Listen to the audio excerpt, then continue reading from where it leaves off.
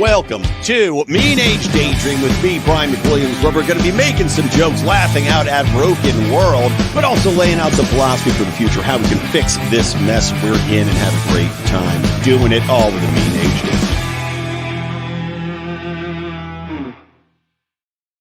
What's happening, chunky monkeys? Welcome to Mean Age Daydream, live streaming a day late, publishing the podcast a little bit later than I'd like to. As I mentioned on my Twitter yesterday, I had the first major dental work of my life yesterday. I have a crown. I had like a giant crack in my tooth, probably from gritting my teeth at my freaking kids. But I had to get that crown replaced and or put in. And right now I got like, I don't know. I don't even know what you call it. A giant chiclet in the back of my mouth. I mean, I've never had one done before. The temporary crown, I thought it was going to look kind of like a tooth, you know, be functional. No, it's like just a slab of shit in there. Like it's flat. It's like a plateau. It's like a column in Greece got chopped off halfway by Hercules, and now it's just plopped in my mouth. And the dental hygienist is like, okay, it's in there. Here's your temp tooth. Don't chew anything sticky or crunchy or squishy. And I'm like, okay, what am I supposed to do with the stupid tooth? Anyway, so apologies that we're coming late today. That's why. And my jaw is still really sore, so we'll see how long this episode lasts. But I hope you enjoyed the Do Nothing Man, my libertarian superhero. For those of you that are new to the show, you probably don't know about Do Nothing Man, but Do Nothing Man is a superhero I created for libertarians because, you know, at the end of the day, as a libertarian, doing nothing is vastly better than doing something. So Do Nothing Man exists to showcase the excesses of the government, the abuses of the government, and how busybodies often do too much too fast. Won't somebody think of the children, right? And instead, we need to pump the brakes and instead do nothing rather than something. So I just published that one, of course, about the Killdozer. Happy birthday, Killdozer. And the origin story of Do Nothing Man, which ties into it. So if you didn't hear yesterday's episode, go listen to that. It's a radio superhero drama and a comedy. It's highly un-PC. I think you'll enjoy it. And for those of you that want more Do Nothing Man, I'm bringing him back after a bit of a break, and mostly because I just haven't had time to do it, but going to be doing an episode called Do Nothing Man versus the Legal Eagles, tying into the first thing we're talking about in today's episode. Of course, the Lawfare by the Democratic Party and its operatives in New York's Department of Justice. So if you want to hear that before anybody else, because I often wait a few months to release these to the public, you need to join our Pride or the Patreon there, patreon.com/Lions of Liberty or lionsofliberty.locals, and you will get the next Do Nothing Man episode forthcoming in a couple weeks. All right. Welcome to the show. Lawfare. The evils of a justice system weaponized, right? We're seeing it on display here. Donald Trump, since we last spoke, has been convicted 34 counts of falsifying business records, which is, in New York State, a felony. There are places where it is not. Now, I would argue that falsifying business records probably could go either way. Oftentimes, including this prosecutor, Alvin Bragg in New York, he himself has actually downgraded in numerous circumstances what was a felony to a misdemeanor, because obviously something like, let's say, classifying paying off a woman you had an affair with or a prostitute. I think this is more so they had an affair and less a straight prostitutional payment. But, you know, this is a porn star, so who's to say? But classifying paying a porn star to keep her mouth shut so your wife doesn't find out about your affair and using a lawyer and calling that a legal fee, to me, doesn't seem like something that should be a felony. In fact, doesn't seem like something that should be a crime at all.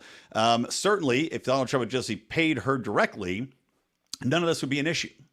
That's kind of the funny thing about this Trump situation, right? If he had just given her the cash directly, we would not even have this. There would not be a threat of jail time. There would not be a court hearing. There would not be Democrats jerking themselves off and running through streets filled with semen right now, slaloming through it like it's the Winter Olympics with a Nord in the forefront. But of course, Democrats can never win the Winter Olympics or skiing events where it involves shooting because they're terrified of guns.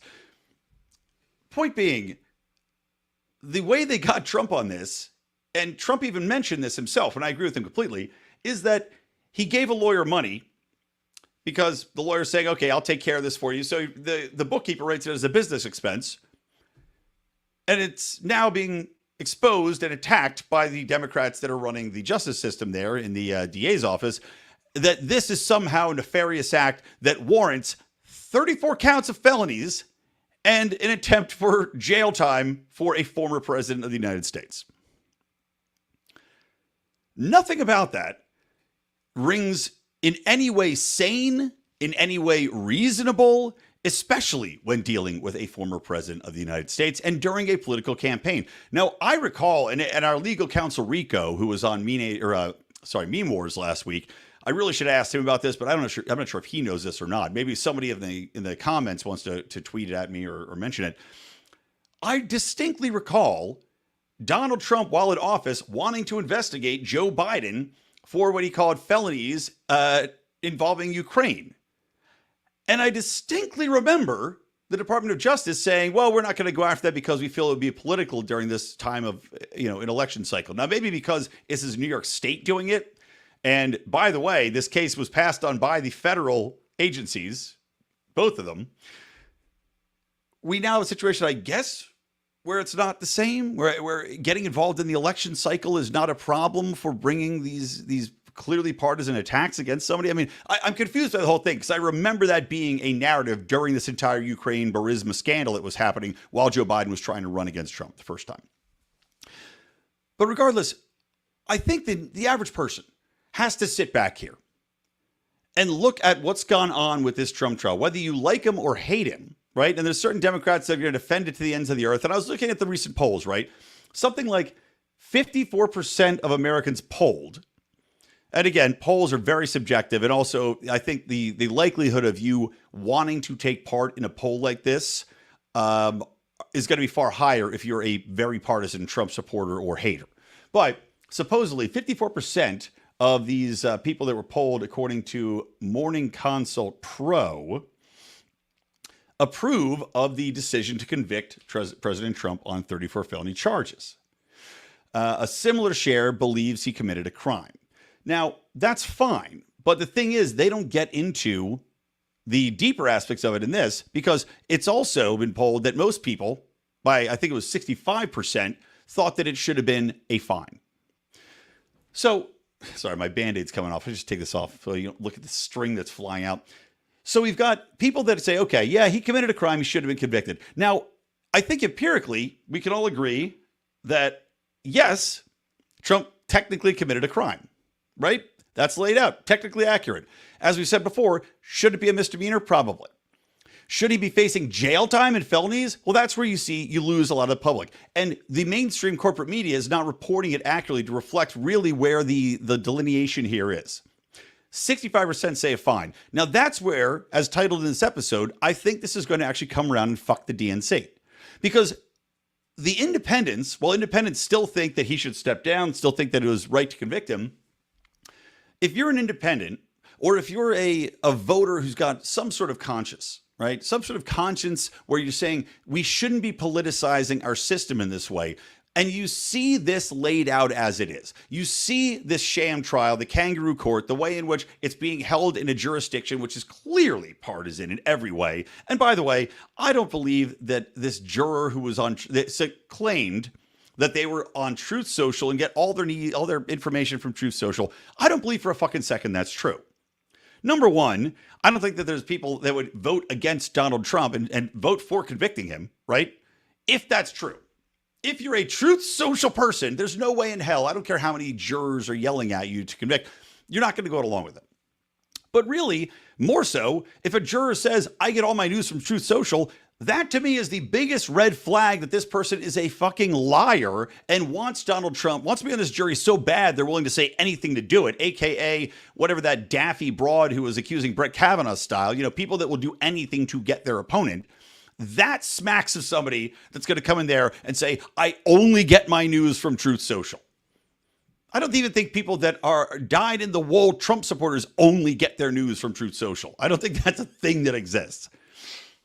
But the people looking at this and going, holy shit, you're seeing this kangaroo court trial. You're seeing the worst. I mean, Michael Cohen, You're seeing the worst witnesses for the prosecution come up there and get embarrassed to the point where Anderson Cooper is dumbstruck trying to describe what he just beheld of Cohen completely, just making a buffoon of himself, admitting to stealing money from Donald Trump. And this is a man who is a convicted perjurer. You're talking about evidence that really should disqualify this entire thing. And then on top of that, you're seeing, pardon me, you're seeing quote unquote novel legal theories applied to this entire thing to begin with. You're seeing a judge who is donated to Biden. His daughter works for I think an electoral commission to help Biden, or is working in polling for Joe Biden, who also goes out of his way to tell the jury, you don't have to agree on what the felony counts are, which is unprecedented. We talked about this with Rico, our legal counsel, on Meme Wars. You're talking about things that would disqualify the judge, I would say the jury, and the prosecution throughout, and yet somehow this comes to fruition in the middle of an election cycle. The average person here has to look at this and go, if they're willing to do this, if they're willing to go this far, if they're willing to abuse the system to this extent, these people can't be in power. Now, that may or may not play out this election cycle. I'm looking at the polling data. It really looks like it's basically unchanged, if you believe the data. It went slightly more independents were like, oh, I probably wouldn't support him now, but who knows? A lot of independent voters, I think, are probably left-leaning anyway, if I'm being perfectly honest. But they just don't want to identify because they're too cool for school, right? That's at least from my life experience. Almost every independent voter I've talked to is more or less on the left spectrum of that. But you're looking at the Democrats. Well, I'm far more likely to vote against them. No shit. Why are we even polling Democrats to this? But there are some on that side, as I defeat my own point, I said, there are some that are now more likely to vote for him. And that's the segment I'm more interested in. Because while we may not see a giant swing to the Republican side, I think you are going to see the DNC take its lumps heavily for at least a generation. Because younger people coming up, they're not brainwashed to the same extent as the older generation is, where they are just simply going to adhere to Joe Biden, no matter how senile and insane and inept he is, or the DNC is. They're seeing the corruption. You're seeing this also play out in Hispanic and black votes. We've already talked about on this show before, and how it's been pointed out how a lot of black voters especially are looking at what's happened to Donald Trump, looking at the legal system being targeted and used against him, and saying, this has happened to our community. And they're rethinking their allegiance to the Democrats. They're rethinking where everything falls as far as what the Democrats mean to them, what they promise to them, and what they actually deliver on. And you're seeing Donald Trump, who got more of the black vote, more of the Hispanic vote than any GOP candidate in history, I think looking to make double-digit gains in that. I think he's going to double that this season. Now, for the DNC, you can see why they're importing all these, mass migrants, even though Biden now is saying he's going to shut down the asylum-seeking program, which I had loudly decried earlier because it's just a joke and a complete loophole to get people in the country.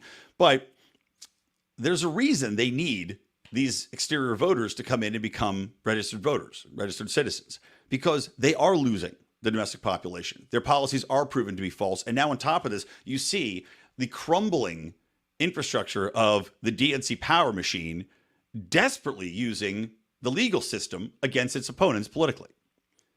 This will, in fact, I'm telling you, this will, in fact, damage them to, I'm going to say 7, 8, 10 percentage points.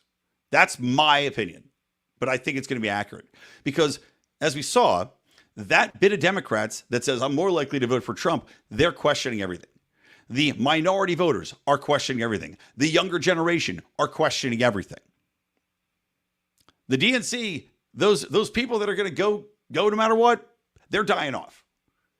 And everything they've done, other than try to buy people's votes with illegal and unconstitutional bailouts for people with student loans, everything else the DNC has done, including supporting gender-affirming care, which we're going to talk about Chase Oliver and him pissing me off in an interview with Reason recently, has gone vastly in the direction of hurting the population through inflation, through voting in a uniparty way to support wars, again, gender-affirming care nonsense, DEI shit, which is being slapped down across the country now. Everything is being questioned. And on top of it, they've now completely exposed themselves as partisan hacks that are willing to do anything and everything, including to poison the justice system and create novel theories to take out a political opponent in the middle of an election season. I mean, you want to talk about cutting off your nose to spite your face, man. This is what the DNC is doing. They may get a tiny gain for this. Well, the thing is, you think of what they risked. They risked everything. They risked everything to take this political stunt so they could call Donald Trump a convicted felon. And the polls show that it did nothing. Absolutely nothing. At least in this cycle. As I said, we'll see. We'll see next election cycle what's going to happen. But I do think that it bodes well for libertarians as well, because that doesn't mean that those votes are going to the Republicans. It means that people see the DNC for what it is. They see the Democrats for what they are. 70% now, from polls I've seen, want a legitimate third party. This is why, people are criticizing Angela McArdle for supporting Chase Oliver, quote unquote, endorsing Chase Oliver as the best alternative to Biden, while meanwhile looking to Donald Trump and trying to get basically, freeing Ross Ulbricht, a libertarian in his cabinet, trying to use power to influence the major parties. Now, she's getting flack for that, but I agree with her. I'll be voting for the libertarian candidate. I live in California. I'll be supporting him here. I encourage libertarians to still vote for Chase. But if you find yourself discontent, well, it's very hard as a libertarian to even consider voting for Biden. Whereas for Donald Trump, you can find some diamonds in that pile of shit. Trust me, especially with the promises he's made. And we'll see if he lives up to them. So anyway, the DNC, unbelievable. I do want to let's talk quick about Chase Oliver, because I've incarnated him. I will talk about him now. And as I said, I will support Chase where I think it's applicable. But the problem is he keeps going out there. And granted, now I think Reason probably pushed him on this, and I haven't seen this entire long interview they did. But Reason Magazine caught my eye because Nick Gillespie had tweeted out and tagged LP National, which of course I work on the LP National Twitter account, tagged LP National and saying, well, Chase Oliver just did an interview on trans youth and he sounds very libertarian. Yes. Yeah, he did.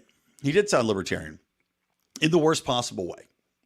Now, there's something that I think I've been striving towards, and you guys have heard me talk about this, my exercise in attempting to create shittier libertarians en masse.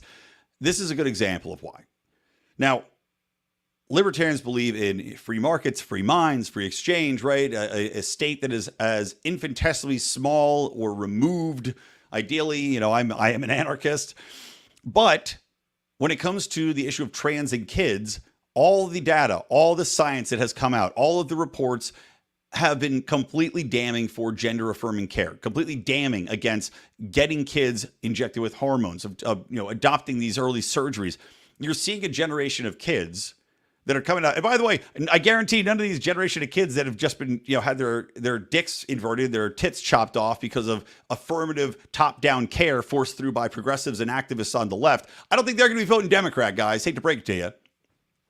But you're seeing a generation of kids when this gender-affirming horseshit was pushed through with no guardrails, with no checks from the medical establishment nor the state apparatus, which was full bore, let's abuse these children. They are now coming out and suing.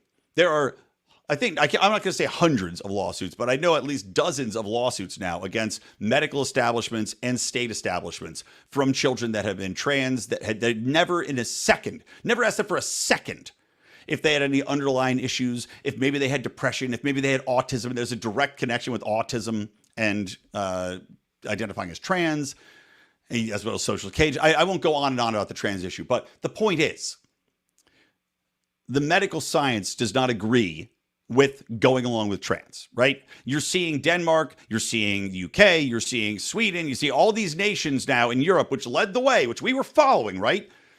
All of these nations have now said, we are not doing surgeries on kids. We're not allowing hormones to be given to kids because all of these things are proven to be false. Everything we were told from the top down was false. Either unprovable or statements were made which are demonstrably false. Like, just the whole, if you don't allow your kid to have surgery, they're going to kill themselves. Nope. Guess what? Completely false. Completely false. Never a study to show that was accurate. The studies they've done over this past 10-year period have shown that there's zero correlation between being allowed or disallowed from doing surgery to yourself and the kid ending up killing themselves. Zero. And yet you still have people in this day and age in America telling parents this in order to push them to have their kids transed up and go have anyway. So Chase Oliver's on this Reason interview, and he's defending the parents' choice to work directly with their kid and, a care provider outside of the state to do whatever with their kids. Now, this is, as you would say, libertarian, right? We want the decision between the parents and the kid and their health provider.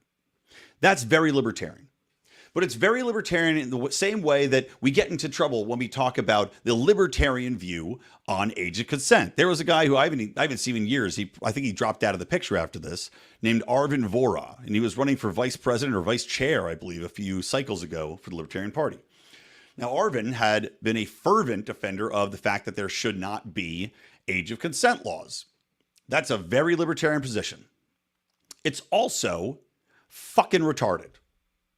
Because while, yes, you want, we oppose state down hierarchical, we have to have these laws and the state's going to decide these things. Yeah, we can have a conversation about it, but you still have to have if it's not a law, I mean, look, a law is simply something, a law is basically a law because it's enforced either by a culture or by a government force, right? But from a culture perspective, a law is enforced in that the response to breaking that law, and you see this, by the way, outside of government where rapists are beaten to death in the street in other countries, or child molesters are literally beaten to death in the street. And I saw one where a guy was beaten to death, put in a tire and set on fire. I don't condone it, but you know what? As a father of two young girls, I certainly understand it. But if you're going out there as a libertarian and saying, well, we should have no age of consent laws, sure, you might be correct in a philosophical manner in some way. I don't agree with it, but in some libertarian thinking, you could say yes, because it's outside of the state purview. There's no hard and fast rule. It should be left up to free markets and the culture, which is what Chase Oliver said the trans issue should be left up to. But I'm sorry, that makes us sound like fucking lunatics who were fine with child rape, with a 4-year-old getting fucked by a 40-year-old. That's not okay. There's no world in which that's okay. I don't care what culture you're from. There's no world in which that's okay. And we can't say that that's a good thing. Same thing with what's happening with these trans kids. Well, yes, Nick Gillespie, Chase gave a very libertarian answer. It should be outside the state purview and decided by the family in this state. Okay. And Liz Wolfe even pushed back on this during the interview. I'll give her credit. I'm saying you're saying that 8-year-olds, what's to stop if we're removing the state and letting the culture and free markets decide, what's to stop somebody from getting this done to an 8-year-old? And of course, Chase kind of danced around the question, didn't really answer it properly. But that's the thing. Chase will say, well, I think it should be 18 and older. But still, dude, you only said 18 and older later in the interview. And if you're going out and saying we need to this is a matter of healthcare and we should remove the state from it completely, that's not a good answer. We're at the point where this has been demonstrably wrong. The outcomes have been horrible. You're seeing the results of what I would say is, a culture. You're talking about culture leading. The culture led this. Science didn't fucking lead this. Activist culture captured institutions, and then government finally, because remember, culture leads politics, guys, which is why we're working to change the culture and how libertarians are perceived in the culture. And Chase is fucking setting us back with this dumb shit. The culture of let's trans the shit out of kids, let's abuse these children, let's give them hormones that cuts off their ability to hit puberty, that gives them depression, that gives them psychosis. Let's ignore the fact that this is a mental issue beyond a science or healthcare issue. That culture that was permitted to thrive led to the medical institutions and the state institutions supporting this. So I'm sorry, saying we got to leave it up to the culture and free minds is not a good answer when it comes to this, because we already saw that fucking failed. We need to push back. You need to push back, period. The libertarian answer here is not a good answer. And frankly, as I mentioned before, there's no society that should allow this to happen, libertarian or not. You still have a rule of law, even in a libertarian society. It's just who is enforcing that law? How is that coming into being? Anyway, so there's my rant about Chase's latest fuck up and why so many people, including myself, have a huge issue with him being a candidate for our party. Okay, so let's move on. I want to talk about Fauci real quick. Anthony Fauci, of course, I am the science Fauci, now has admitted that he made up the 6-foot rule, which, by the way, I can tell you where it came from because I know I've talked about it on the show before. It came from a general in the military's daughter who had, in a science fair, said, well, what if we just stay 6 feet apart from people? That's where the stupid fucking idea came from. That's the origin. That's literally the genesis of the 6-foot apart rule. And Anthony Fauci decided that we need to put that out into the world, and the CDC and the World Health Organization, that we have to stand 6 feet apart from everybody. I want those stickers that say stand 6 feet apart. I want them to remain on floors for the rest of my life to remind people how fucking stupid they are. So he admitted that was bullshit. He admitted that there is no study to ever show that children should be masked. Ever. There never was. He made it up. He never read anything enforcing masking of children, even though it was completely obvious the negative effects it would have on child development, especially with those that have learning disabilities. Doesn't matter. Fuck those kids. Just like the fact that children were absolutely at the least risk, almost zero, a negligible amount of children had died from COVID. And even those that did die, quote unquote, from COVID, typically died with COVID because they had some other massive comorbidity like cancer or like, some sort of horrible breathing disease, whatever it might be. The children that died did not die from COVID. They died with COVID. There was a complication of something that they already had, which is a life-threatening illness. But let's shut down all the schools because of that, right? So Fauci gets exposed as the fucking shill hack he is. And what's really pissed me off is you've got him getting grilled right now. And if people pointed out rightly, Trump's going to jail and that this piece of garbage is still running free, right? And living a life of luxury because he was the highest paid government employee. I think something like $680,000 a year is what Fauci made. On top of the kickbacks, by the way, that he got from the patents, from his work with the Wuhan labs, from God knows the National Institute of Health gets kickbacks from. So on top of that, $680,000. But he's getting questioned, right? Jim George and others are questioning him, rightly so, grilling him on all of the blatant lies. Oh, including, by the way, the lie that he told where he's getting grilled on the fact that the Wuhan lab is now the most obvious source for this COVID virus, right? It's been essentially been confirmed. Michael Schellenberger did work on this, confirming who the first 3 people were that came down with COVID, and they were all just coincidentally people that worked at the lab. Fauci denies that they were doing gain of function. Oh, turns out that was a complete lie. Why is he not in jail? They put General Flynn in jail, right, for lying to the federal government. Fauci, no, nothing, running free. And on top of that, he had been questioned and again, completely lying to Congress. He'd been questioned on whether or not he had done anything to stop the lab leak theory, which we have the emails. We have the emails showing him writing, banging my mic, writing to his colleagues, telling them, do not push forward this narrative, writing to journals and telling them, do not push forward this narrative, talking to media, saying this is bullshit. We want to nip this in the bud. We have the receipts, man. And yet this piece of shit is running free.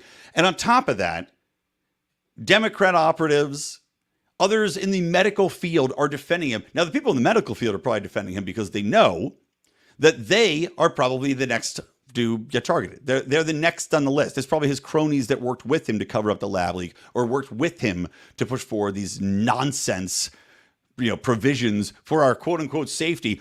I mean, one guy, I should have saved the tweet. Some doctor who the fuck gives a crap, some jerk off associate of Fauci, is raging because he goes, I can't believe this man saved millions of lives and yet he has to deal with these questions. Like, first off, he didn't save shit.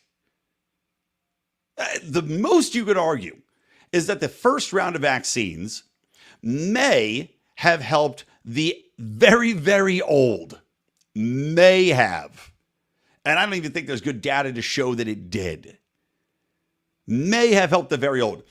From then on, it either did nothing, as we saw, because it didn't stop transmission. It didn't stop you from catching it. It didn't seem to help with the symptoms in any way, right?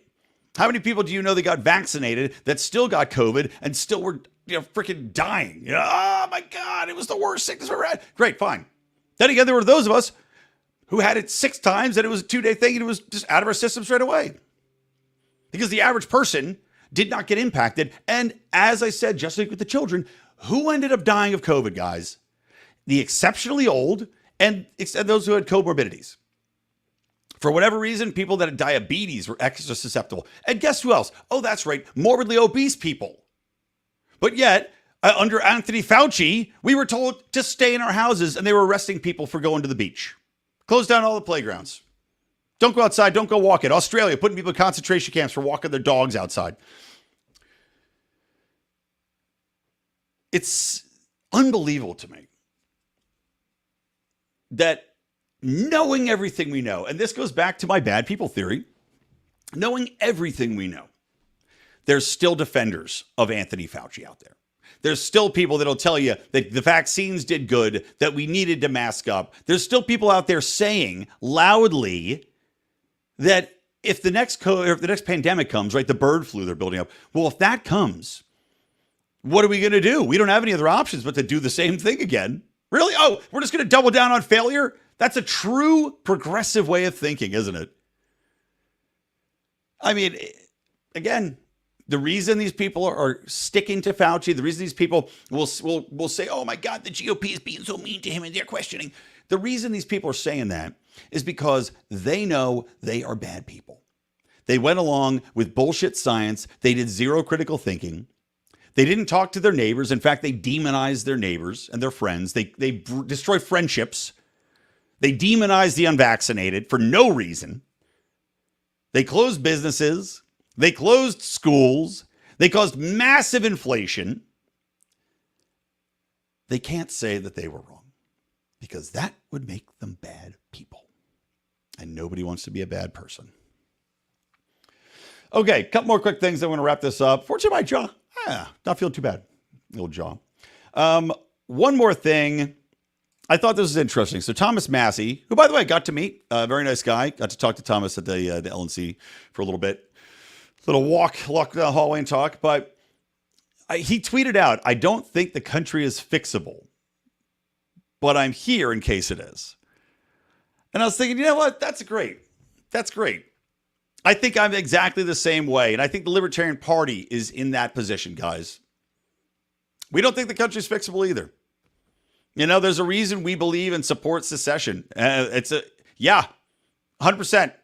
This country probably isn't fixable. The way things are going, number one, let's not forget about the monetary system and a state of implosion. That's the global monetary system, mind you, and how the fall of every major empire has been preceded by the fall of its currency. Every single one.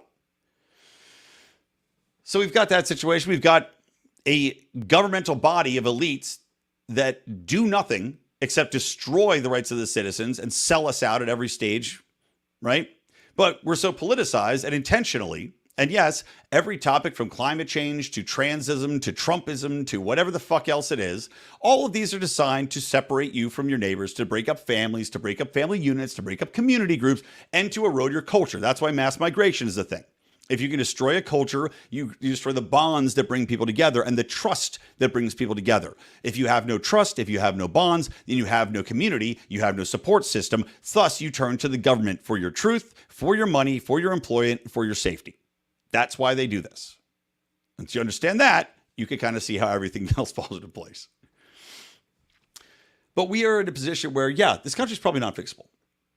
So, Libertarian Party, we're here in case it's fixable. We're here too. But you know what? The beauty of it is that the Libertarian Party is also here in case it isn't. In fact, I would say that above and beyond the two major parties, guys, the Libertarian Party exists because this country is not fixable. We've seen the decay, right? We were created as a bulwark against what has been happening with this country, what's happening to states throughout the world. The poison of the systems that are in place, of the banking systems, of the elite systems, of the incentive systems to keep the warfare state going, the control over truth and reality. The Libertarian Party exists as a bulwark to that, but it's not just for that. It's also as a continuation. I would say we are the arc, right? There's a show that's pretty interesting right now. It's called Foundation. And I believe it was I'm blanking on the name. He's a famous fantasy author, or sci-fi author. And I'm totally blanking on his name. Well, fuck me. But anyway, Foundation, the concept of it is that a mathematician sees that the empire, this empire that's ruled for 14 millennia, is about to collapse for the same reasons we're talking about the collapse of our nation and the world, the state of the world nations in general. He foresees the collapse. So what does he do? He builds essentially an ark, a foundation that will survive, to continue on, to keep mankind on track outside of the purview of the existing government. The Libertarian Party is that foundation. Because when things fall apart, the two major parties have no answers. You're seeing that. We have the answers. We are, in fact, pushing forward the concept of smaller government, of micro-sized communities that can take care of themselves, that are self-sustaining, that are self-policing, that have cultures, that can defend themselves. This is the concept, that have systems of trade in place outside of government, so that when this collapses, guys, we have something left. We are the future. That's it. That's the truth. You know why we're the future? Not just because we have to be, but because inevitably we'll be the last one standing. And on that, I leave you. Have a great rest of your week, everybody. Appreciate you sticking with me. And this show being a little bit late. What are you going to do? If you're interested in supporting us, please subscribe. Subscribe to the audio podcast, even if you don't fucking listen to it. Even if you watch me on YouTube, just do me a favor and subscribe. Help the numbers. Help support the show. Okay? Hit notify if you're on YouTube or Shadowban to Hell. Mean Age Daydream, my other channel. Can't live stream to it because they nerfed a video from a year and a half ago. No reason. Must be getting too popular. So you can get us on Rumble as well. And again, if you want more content, my daily rants, the new Do Nothing Man forthcoming, go to patreon.com/Lions of Liberty or lionsofliberty.locals.com. All right, that's it. From me, Brian McWilliams, from the Lions of Liberty Network and from Mean Age Daydream. Keep those electric eyes on me, babe. And keep that ray gun to my head.